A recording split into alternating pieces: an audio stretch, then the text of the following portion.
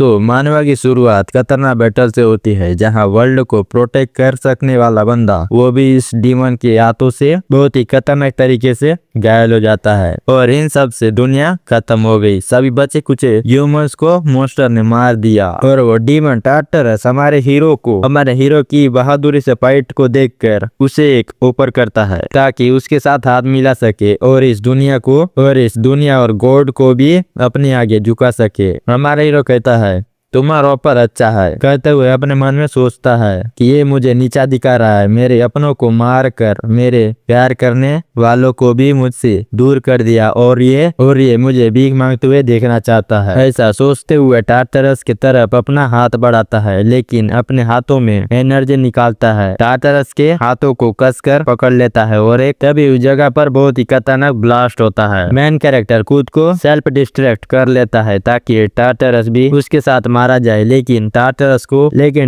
को इस हमले से कुछ नहीं होता, बस उसका एक हाथ टूट जाता है। टार्टरस इस चीज से बहुत ही ज्यादा गुस्सा हो जाता है और मेन कैरेक्टर के बॉडी को एक किक मार देता है। मेन कैरेक्टर मरने के बाद कह रहा होता है इसके साथ ही मेरी लंबी लड़ाई खत्म हो गई। फिर हम देखते हैं मेन कैरेक्टर एक दूसरे जगह में होता है, वो अपनी आंखें खोलता है और अपने आप को यहाँ देख कर हैरान होता है और इस जगह को देखने लगता है। इस जगह में गॉडेस की मूर्तियां होती है, तभी यहाँ एक गॉडेस अपीयर होती है जिसका नाम होता है एलियट एंजल। मेन कैरेक्टर इससे देखकर घबरा रहा होता है और अपनी स्वॉर्ड निकालने लगता है, लेकिन उसके पीछे स्वॉर्ड नहीं होता। एंजल इसे ऐसा करते हुए देखकर घबराने से मना करती है और मेन कैरेक्टर से कहती है मैं एक एलिट गॉड हूँ, मुझे तुम्हारी मदद करने के लिए यहाँ भेजा गया है। वो मेन कैरेक्टर को बता दिए कई देवताओं के कहने पर 3 सर्वोच्च गॉड ने तुम्हें समय पर पीछे भेजेंगे। ये सुनकर मेन कैरेक्टर हैरान होता है। एंजल फिर कहती है आपकी सारी यादों के साथ आप एक समय में पीछे भेजेंगे और देवताओं ने आपको जिंदा करने के लिए एक मौका दिया है इन चीजों को बदलने के लिए, लेकिन सिर्फ आपकी याद,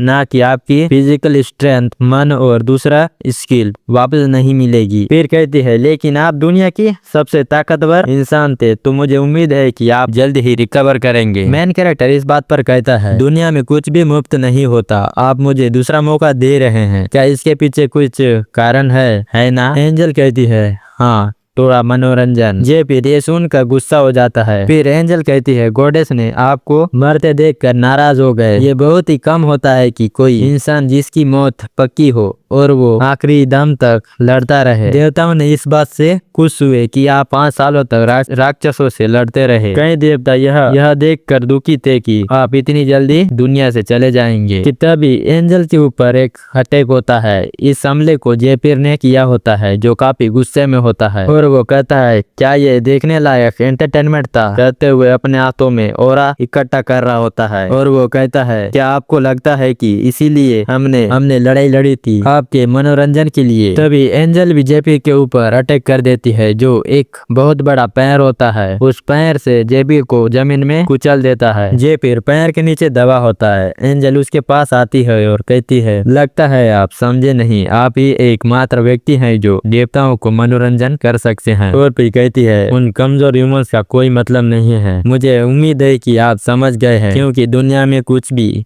मुफ्त नहीं है, कहते हुए उस स्पेल को डिस्पेयर कर देती है और फिर कहती है और दूसरी बात यह है कि और एक वजह है जिससे कहा तुम्हें जिंदा किया जा रहा है। एंजल टार्टरस को एक मिरर में दिखाते हुए ये फिर से कहती है टार्टरस विनाश का देवता है जिसने 10 लोगों का नाश किया है, जिसमें तुम लोग भी आते हो और वो पूरी दुनिया को नष्ट करना चाहता है, लेकिन वो पागलों की तरह आपको ढूंढ रहा है क्योंकि आपने उसे घायल कर दिया जो किसी ने आज तक नहीं किया। इसे सुनकर जेपिर मन में सोचता है तो क्या वो इसीलिए मुझे ढूंढ रहा है? एंजल जेपिर से कहते हैं तो क्या कहते हैं? जेपिर जाने के लिए तैयार हो जाता है और मन में सोच रहा होता है अगर वो मरना ही चाहता है तो उसे मार दूंगा, लेकिन उन सभी देवताओं के खिलाफ जिन्होंने हमारे साथ बेकार कीड़े मकोड़े जैसा बर्ताव किया। एंजल टेलीपोर्ट करने के लिए तैयार हो जाती है और अपने मन में सोच रही होती है मुझे उम्मीद है कि आप हमें अच्छे से मनोरंजन करेंगे, कहते हुए मुस्कुरा रही होती है। फिर जेपिर को टेलीपोर्ट कर देती है। जेपिर टेलीपोर्ट होने के बाद अपना आँख खोलता है। उसके सामने कुछ लोग होते हैं जो उसे जागने के लिए कह रहे होते हैं। जेपिर उठने के बाद हंस रहा होता है और वो कहता है यह तब की बात थी जब मैं एक मंदिर में गुलाम हुआ करता था। तब यहाँ पर एक बंदा आता है जो इन बंदूक से कह रहा होता है काम पर वापस चले जाओ, ब्रेक टाइम खत्म हो गया। ये सुनकर सभी लोग वहाँ से जाने लगते हैं। वहीं पर जेपीर को एक बंदा दिखता है जो जेपीर से धन्यवाद कह रहा होता है। जेपीर उसे पहचान नहीं पा रहा होता है और वहाँ से जाते हुए सोच रहा होता है मैं कुछ डिटेल्स पहले ही भूल गया हूँ कि देवताओं ने कुछ दिया होता है। उसे याद आता है एंजल ने उसे अनलॉक करने के लिए फोकस करने के लिए कहा था। जेपीर ऐसा ही करता है, फिर उसे अनलॉक कर लेता है। अनलॉक करने के बाद उसे देखकर जेपीर बहुत ही ज्यादा खुश हो रहा था।